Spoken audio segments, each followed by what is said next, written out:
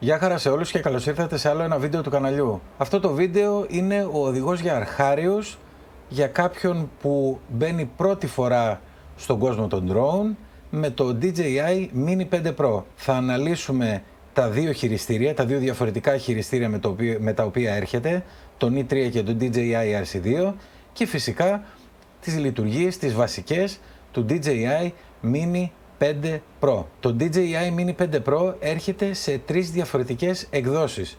Η πρώτη έκδοση είναι η απλή έκδοση που λέμε με το DJI Mini 3 και το DJI Mini 5 Pro και μία μπαταρία και έχει και άλλες δύο εκδόσεις Fly More Combo, η οποία η μία είναι με το Mini 3, τρεις μπαταρίες θήκη κτλ. Και η άλλη είναι με το DJI RC2 και πάλι τρεις μπαταρίες, φιλτράκια, θήκη κτλ. Πάμε να ξεκινήσουμε με τα απλά, δείχνοντας τον E3, εν συνεχεία το RC2, μετά τις μπαταρίες μπαταριοθήκη και στο τέλος το DJI Mini 5 Pro. Όταν τελειώσουμε αυτή την περιγραφή θα δείξουμε 5 πράγματα στην DJI Fly και θα κλείσουμε το βίντεο με μια δοκιμαστική γρήγορη πτήση με όλες τις βασικές λειτουργίες που μάθαμε, έτσι ώστε να διασφαλίσουμε ότι η πρώτη πτήση δεν θα έχει και απρόοπτα. Πάμε λοιπόν να ξεκινήσουμε. Το DJI Mini 3 χειριστήριο είναι το απλό χειριστήριο, το έχουμε μάθει και από παλαιότερα. Ξεκίνησε να βγαίνει πρώτη φορά, αν θυμάμαι καλά, με το Mini 2. Είναι ένα χειριστήριο το οποίο είναι σταθερή αξία, ας πούμε, και πολύ βολικό γιατί είναι μικρό. Το μόνο μειονέκτημα που έχει, αν θέλετε, είναι το γεγονός ότι πρέπει να έχουμε ένα τηλέφωνο το οποίο να είναι ικανό να τρέξει την DJI Fly. Συνεπώς, ένα παλαιότερο κινητό μπορεί να μην μπορεί να τρέξει καλά τη Fly App και να κάνει σπασίματα την ώρα που πετάμε και να μας δημιουργεί προβλήματα και να μην έχουμε μια ευχάριστη εμπειρία πτήσης. Πάμε λοιπόν να δούμε τον E3. Όπως βλέπετε, είναι αυτό εδώ. Το κουμπάκι εδώ δεξιά στρογγυλό είναι της ενεργοποίησης και της απενεργοποίησης του χειριστηρίου. Εάν το πατήσουμε δε μία φορά θα μας δείξει με τα λαμπάκια κάτω το level της φόρτισης των μπαταριών του χειριστηρίου. Εάν το πατήσουμε μία φορά και το κρατήσουμε, το χειριστήριο θα ενεργοποιηθεί και επίσης αν το πατήσουμε μία φορά και το κρατήσουμε, το χειριστήριο θα απενεργοποιηθεί. Στο κέντρο είναι το κουμπάκι από το οποίο διαλέγουμε τα διαφορετικά mode πτήσης, δηλαδή γρήγορα, αργά κτλ. Ξεκινώντας με το normal mode που είναι στη μέση και είναι το standard mode, αν θέλετε, που πετάμε. Αν το πάμε μία φορά αριστερά είναι το cine mode και είναι το αργό mode, δηλαδή το drone πάει αργά, και τέρμα δεξιά είναι το sports mode που το drone πάει γρήγορα. Αριστερά είναι πάλι ένα στρογγυλό κουμπάκι, το οποίο είναι αυτό που πατάμε σε περίπτωση που θέλουμε να γυρίσει το drone πίσω σε εμάς, στο home point δηλαδή, ή επίσης θέλουμε να σταματήσουμε, να κοκαλώσουμε αν θέλετε, το drone στον αέρα, που είναι το κουμπάκι παύσης.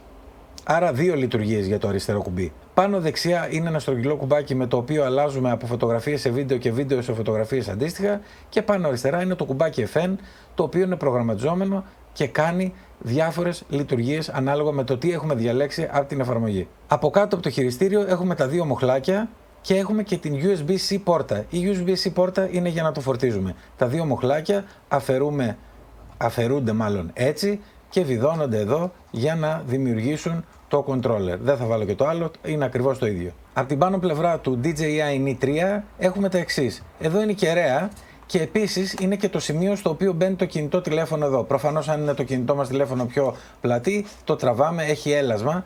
Μέσα βρίσκεται το καλωδιάκι με το οποίο συνδέουμε το κινητό τηλέφωνο. Διαλέγουμε το σωστό καλωδιάκι. Εδώ έχω βάλει το USB-C, γιατί το κινητό μου είναι USB-C. Αν έχετε κάτι άλλο, διαλέγετε το σχετικό καλώδιο, το συνδέουμε, ενεργοποιούμε και ξεκινάει η εφαρμογή για να μπορέσει να συνδεθεί με τον drone και να πετάξουμε.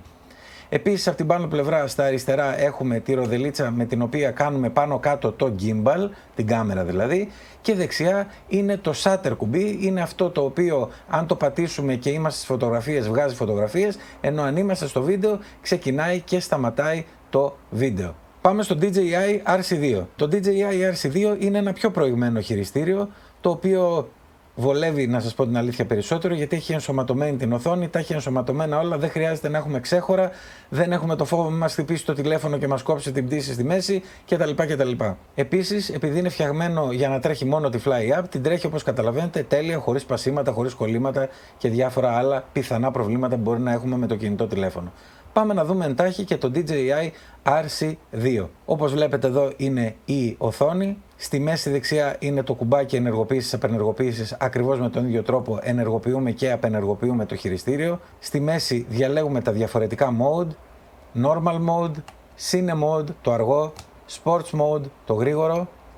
Και αριστερά το κουμπάκι Home Point ή Pause. Από την κάτω πλευρά το DJI RC2 έχει μία θέση για να βάλουμε SD κάρτα σε περίπτωση που θέλουμε να αυξήσουμε τη μνήμη και δεν μας φτάνει η εσωτερική για κάποιο λόγο και θέλουμε να βάλουμε παραπάνω. Και δεξιά βλέπετε εδώ το USB-C με το οποίο μπορούμε να κάνουμε αναβάθμιση του χειριστηρίου μέσω της εφαρμογής του υπολογιστή της DJI Assistant, αλλά φυσικά και να το φορτίσουμε. Από την πάνω πλευρά έχουμε λίγο περισσότερα πράγματα. Έχουμε τις κεραίες, οι οποίες είναι και το μεγάλο προτέρημα αυτού του χειριστηρίου. Εν συνεχεία έχουμε ξεχωριστό κουμπί για το βίντεο, να ξεκινήσει και να σταματήσει, ξεχωριστό κουμπί για τις φωτογραφίες, να βγάλουμε φωτογραφίες. Η αριστερή ροδελίτσα είναι για να κάνουμε το gimbal, την κάμερα πάνω κάτω, και έχουμε μία πρόσθετη ροδελίτσα στα δεξιά, με την οποία μάλλον μπορούμε να κάνουμε zoom. Από την πίσω πλευρά έχουμε δύο πρόσθετα κουμπιά, τα οποία είναι προγραμματιζόμενα, το C1 και το C2, και έχουμε και τα δύο μοχλάκια, τα οποία το αφαιρούμε ή τα αφαιρούμε όπως θέλετε εσείς έτσι και βιδώνει έτσι για να σχηματίσουμε το χειριστήριο. Και ερχόμαστε στο DJI Mini 5 Pro. Όταν το βγάλετε από τη συσκευασία, από τη θήκη του μάλλον, είναι κάπως έτσι. Έχει αυτό το κάλυμα προστατευτικό του gimbal της κάμερας. Για να το αφαιρέσετε, τοποθετείτε το δάχτυλό σας εδώ και τραβάτε προς τα πίσω ελαφρά. Βγαίνει το λαστιχάκι και εν συνεχεία κάνετε μπροστά και ακούτε ένα κλακ και βγαίνει. Μην αγχωθείτε, μέχρι και εγώ αγχώνομαι, οπότε σας καταλαβαίνω, αλλά έτσι ανοίγει. Τα ποδαράκια ανοίγουν έτσι και σχηματίζεται το DJI Mini 5 Pro. Για να ενεργοποιήσουμε το drone έχει το κουμπάκι εδώ πέρα πίσω. Αν το πατήσουμε μία φορά βλέπουμε το επίπεδο φόρτισης της μπαταρίας του drone. Επίσης, αν το πατήσουμε μία φορά κάνουμε wake up, ξυπνάμε δηλαδή το drone για να μπορέσουμε να μεταφέρουμε αρχεία απευθείας στο κινητό. Μία πολύ ωραία λειτουργία. Για να το ενεργοποιήσουμε πατάμε και κρατάμε όπως κάνουμε και στα χειριστήρια και το drone θα ενεργοποιηθεί αφού κάνει τα δικά του. Κάνει λίγο στην κάμερα κάποιες κινήσεις, κουνάει λίγο τους έλικες, αναβοσβήνει τα λαμπάκια έτοιμα για να συνδεθούν με ένα χειριστήριο, είτε με τον E3 είτε με το RC2. Για να απενεργοποιήσουμε τον drone, ακριβώς με τον ίδιο τρόπο, πατάμε και κρατάμε. Και το drone απενεργοποιήθηκε. Η μπαταρία στο Mini 5 Pro βρίσκεται από πίσω και είναι παρόμοια με το Mini 3 Pro και με το Mini 4 Pro, βασικά είναι οι ίδιες ακριβώς. Για να τις αφαιρέσουμε έχει δύο αυτάκια πλαστικά αριστερά και δεξιά, προσέχουμε γιατί είναι πολύ ευαίσθητα, τα πατάμε και τραβάμε την μπαταρία προς τα έξω και με τον ίδιο τρόπο την πιέζουμε, ακούμε το κλακ και μπαίνει.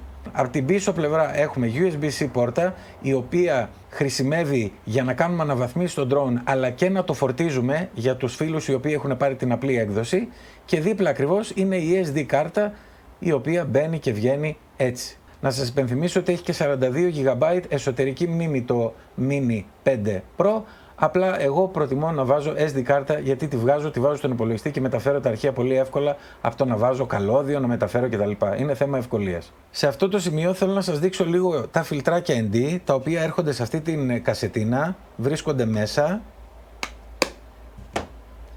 Έχω βάλει ένα πάνω, το ND8 όπως βλέπετε. Για να το βάλουμε πρέπει πρώτα να πάμε από την κάτω πλευρά να πιάσει από κάτω και εν συνεχεία να σπρώξουμε προς τα πάνω, και θέλει πάρα πολύ λίγη δύναμη. Οπότε αν δείτε ότι δεν μπαίνει και χρειάζεται να πιέζετε πολύ, τότε μην σπρώχνετε άλλο, κάτι έχετε κάνει λάθος και μετακινήστε το λίγο αριστερά δεξιά για να πιάσει. Η αλήθεια, παιδιά, είναι ότι δεν είναι και ο καλύτερος τρόπος. Είδατε πως μπήκε εύκολα. Δεν είναι και ο καλύτερος τρόπος για να μπει το φιλτράκι και πρέπει να το κάνετε μια-δυο φορές για να πάρετε το κολλάι. Όπως σας είπα, εάν δείτε ότι πιέζετε και δεν μπαίνει, μην το πιέζετε άλλο γιατί δεν έχει μπει σωστά. Κινήστε το λίγο δεξιά ή αριστερά για να κάτσει στο σωστό σημείο και με πολύ απλή πίεση ακούτε ένα κλακ και μπαίνει. Να δείξουμε και την θήκη παύλα φορτιστή μπαταριών. Είναι αυτή εδώ. Αυτή περιέχεται στο πακέτο Flymore Combo. Μπορείτε να βάλετε 3 μπαταρίες, φορτίζουν μαζί και επίσης τις έχω ονοματίσει εγώ όπως βλέπετε. Ένα ή δύο είναι πάνω στο Mini 5 Pro και 3 για να μπορώ να τις χρησιμοποιώ κυκλικά και να μην χρησιμοποιώ συνέχεια την ίδια. Αυτά. Πάμε τώρα να φέρω το DJI RC2 για να μπούμε, να συνδέσουμε μάλλον το RC2 με το drone, να μπούμε μέσα στην εφαρμογή και να δείξουμε 5 βασικά πράγματα. Έχουμε ενεργοποιήσει το DJI RC2, πάμε να ενεργοποιήσουμε και το drone με τον τρόπο που δείξαμε. Ναι. Και σε αυτό το σημείο συνδέεται η εφαρμογή με το drone.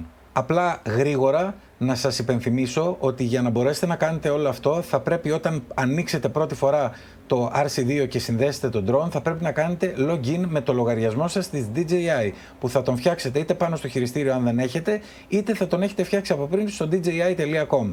Αφού κάνετε λοιπόν login μπαίνετε παραμέσα, ακολουθείτε τα βήματα, είναι πολύ εύκολα και συνδέεστε με τον drone και φτάνετε σε αυτήν εδώ την οθόνη η οποία είναι και η αρχική οθόνη της κάμερας. Δηλαδή εδώ αυτό που βλέπουμε είναι η κάμερα του drone και αυτό που θα βλέπουμε όταν πετάμε.